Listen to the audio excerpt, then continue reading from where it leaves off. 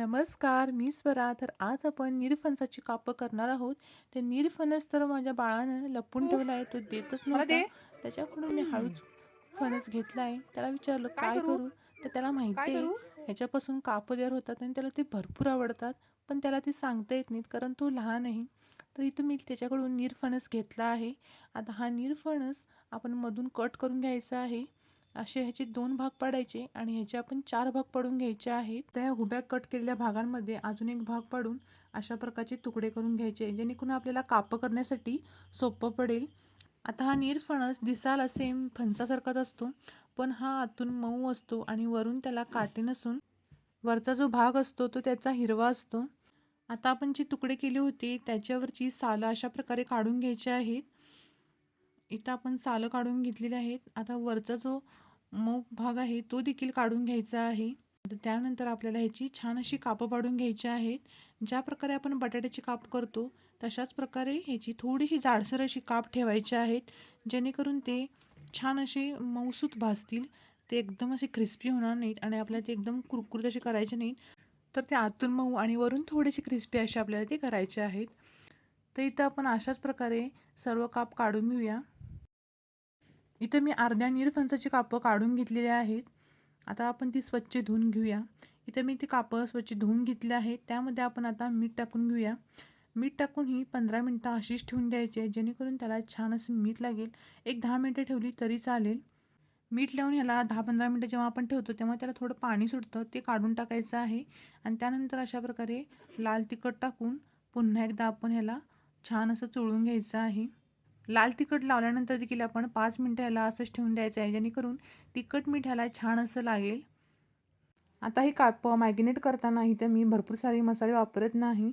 फक्त लाल तिखट आणि मीठ वापरून ही मॅगिनेट केलेली आहेत आणि अशाच प्रकारे ह्याला छान असे नॅचरल चव येते.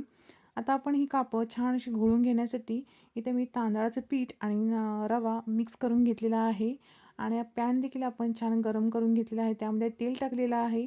आता ही कापं आपण ह्या पिठामध्ये छान घोळून घेऊ. त्यानंतर ते आपण एक एक करून पॅनवर भाजण्यासाठी ठेवून देऊ.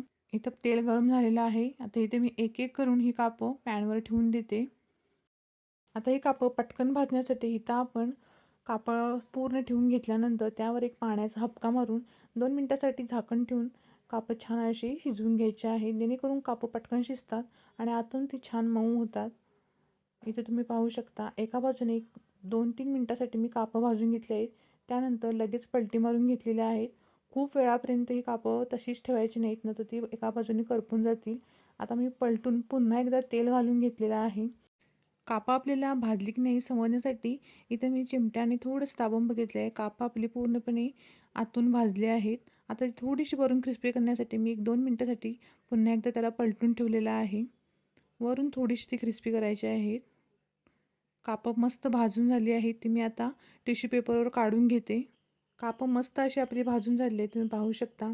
ही कापं आपल्याला चवीला थोडीफार सुरमईसारखी लागतात.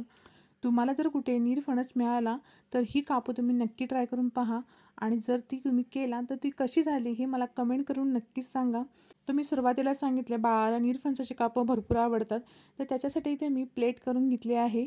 आता आपण बघू त्याचे रिॲक्शन. त्याला निरफणसाची कापं भरपूर आवडतात. तो अगदी डुलत-डुलत ती निरफणसाची कापं खात आहे.